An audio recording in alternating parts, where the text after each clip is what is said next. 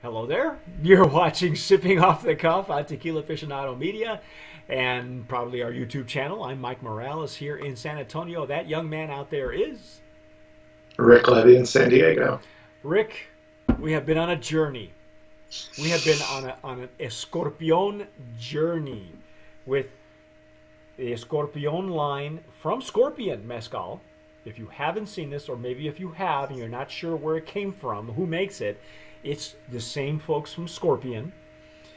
And Rick, this is our final There is no scorpion in the bottom of this line. yeah, there's no bug, there's no what are they? They're not crustaceans. Anyway, yeah, it's only a scorpion on the label. That's it.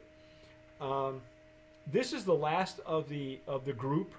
This is the Barril Anejo. I'm going to use my Bermoli glass for the tasting. And this is a 23-month añejo. Wow. So we're looking at a barril. We talked about this previously in the previous episode.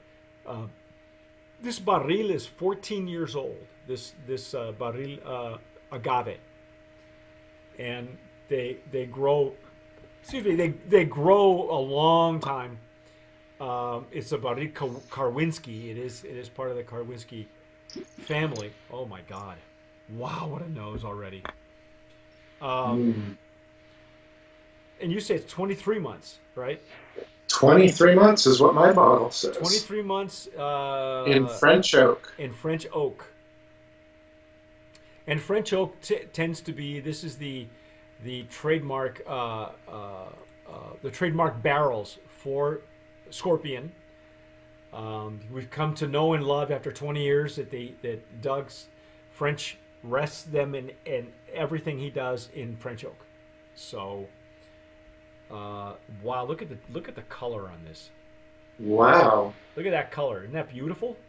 Yours looks like you're getting these beautiful red tones in there. Yeah. Is that just the light, or?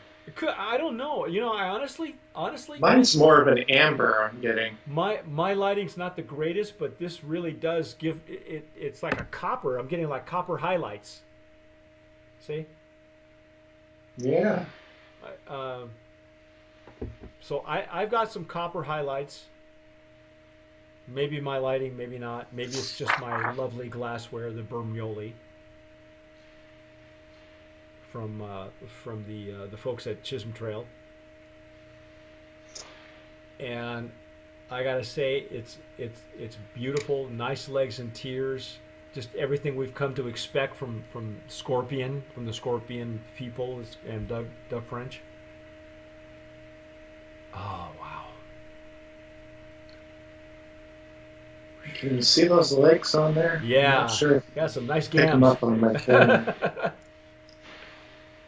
Nice gams on that baby. And you know his barrel treatment on this is very much like what we found with the Araqueño, where you're still getting. It's just adding another layer. It's not taking anything away. You can still smell the agave. I will say that the barrel. Now this is at a higher ABV too. It's a slightly higher ABV, I think. 43.5 is what it. 43 and a half. Yeah. 43 and a half. So, you have an older version of an agave. It's been aged 23 months on top of that. I mean, you got 14 years, 23 months. You know, and let's see, it's been sitting in a bottle. And the agave to begin with is almost woody. Yeah. Well, yeah, and it's been sitting in a bottle since 2011. So we have some serious age issues right now. Yeah. There's mellowness coming through. You know the usual French oak. Wow. There's a little bit more. There's a little bit more spices. From the beginning of the agave, the production of this started 20 years ago. Wow.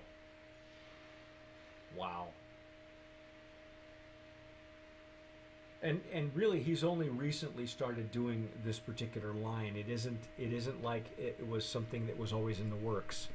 This was, if you read his article that we have on Tequila Aficionado, he'll tell you that on occasion, after so many years, people would bring other agave to him, and he'd buy it and make these small batches. And this is the result of that, is the Escorpion line. And he ages it, of course, in his trademark, French oak barrels. But wow, this is. But he gives us the Hoven as well. I'm getting more spices on this, like baking spices. I'm still getting a Roqueño. I mean, you got a 15-year-old plant. It's going to have its own flavor profile. It's just. But you're getting a big layer of those French oak flavors from it. You got it yet? That's okay. Tell me. No, that's fine. Yeah. I'm still enjoying the nose. I'm going through it with the Italian glassware. Yeah, it's like this combination of it's like we're used to you getting bitter notes from the French oak, like dark chocolate, maybe coffee or something like that. But there's also a sweetness coming through as well. Oh, wow.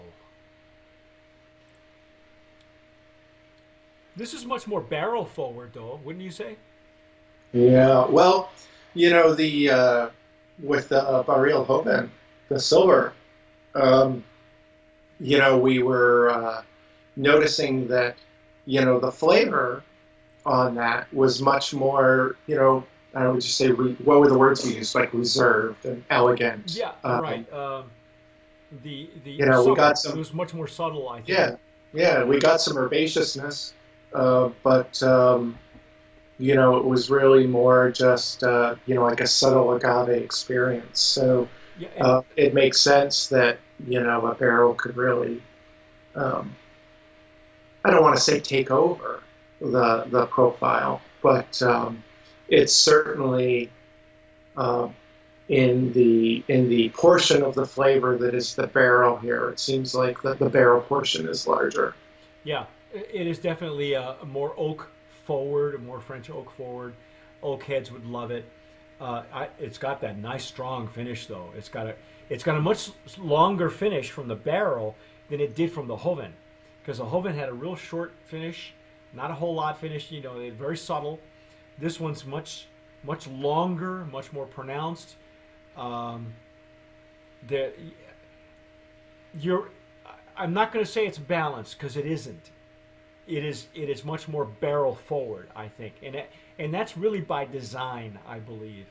I think Doug decided to lean more toward this direction, because this one you could really have like an after dinner, or you might even want to have it with a cigar.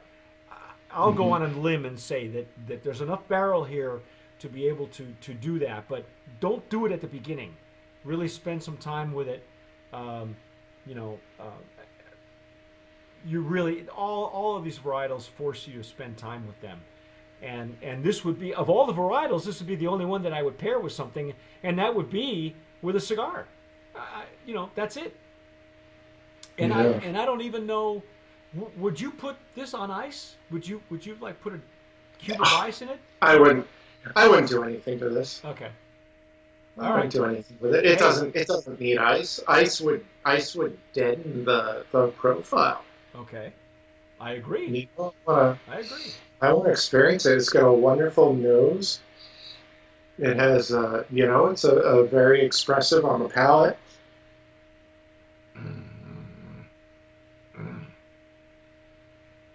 Yeah, there's no need to do anything with it. It's like you pull out the bottle, after dinner, you pour your dram here, and then you enjoy it for, I don't know, at least 20 minutes or more, just appreciating the spirit, and then you can pull out your cigar and. I think so. I think you really, this is a must spend time with line, this whole line. Don't be put off by the bottle, too, ladies and gentlemen. This is, yeah, it's not the fancy bottles that maybe you're used to seeing with Scorpion. There's no bug on the bottom of it. It doesn't have it doesn't have the gimmick, and that's okay. That's all right, because that line is a hell of a line. But this line, this is a gem. I gotta tell you, he surpassed it. Wow. Yeah. Doug surpassed, his standard line with these special varietals. They're above and beyond. Yes, I totally agree. He deserves a medal. Like, can't the French give him a medal for some reason? Like a flying cross or something. I don't know. They're really beautiful. They're very beautiful. And like I said, this would be the only one that I would pair with anything, and that would be with a cigar. After about 20 minutes, like Rick said, spend time with it first. Let it talk to you. Because it's really gonna, and again, it's at a higher ABV, so it's going to have a few more nuances that that the other lines don't have. That's the other thing too, Rick. Every one of these varietals has something that the other line doesn't have, and not that that's a bad thing, but in your head you're going, geez, I wish I had a little bit of that, or had a little bit of this, but then you think, but why? Because it really. They don't lack anything, They're very much they're very much to themselves, very much like the plants are, I guess. They're all agave, but they're all different. Very much like human beings, we're all the same, but we're all different. And they're all very well structured. They're all wonderful, in and of their own species and age. Wow, the French oak really, really comes through on this. This is really I think a lot of oak heads would really enjoy this too. And like I say, don't be put off by the bottle. This is really something that, for those of you guys who are into cognac or bourbons, you really enjoy this flavor profile. It is a more of a dryness on the end. When you look at this bottle, you really have to be thinking more in terms that you're getting something special and rare. You're not getting something that's made in a large enough batch to produce a line of high-end bottles. Yeah, the other thing, like I said, everything you need to know is on that bottle. They hide nothing. It's all there. So when you see them, and also be aware that if there are other dates other than the ones that Rick and me have read to you, is because every one of these batches is going to be different. And obviously when they're gone. So if you can find them before Rick does, you better buy them, because Rick's going to buy it by the pallet, man. I can tell you that. If you're in Southern California, you're out of luck. There you go. Wow. Congratulations to Scorpion, Mezcal, to Doug French and Barbara Sweetman for such a beautiful, beautiful line. And I would say, I think by and large, Rick, didn't you say these are rather affordable too? They're not full 7. I don't have. I haven't been able to do a large market search, but there was one article, that they had actually posted on their website from Distillery Age. And there was a note in there where they were ballparking the silvers or the Hovens around $23, and then the Anejos around $39. And that's in the 375 bottle. See, and that's completely affordable. You don't need a lot either. You really don't. Even though these are at a 80 proof, where traditionally speaking, the higher proof mezcals you drink less of because they're higher in alcohol. But I gotta tell you, these 80 proof varietals, Doug's got it right, man. These, you don't need a whole lot. And I said it earlier in one of the other tastings, this is really a delicacy, and you need to treat it like what it is. It's a delicacy. I gotta hide these from me now, because otherwise I'm in big trouble later on. So, but anyway, again, Brand of Promise nominee in that specialty category. I love this line. I agree, Rick. I think this is a notch higher, if it's even possible.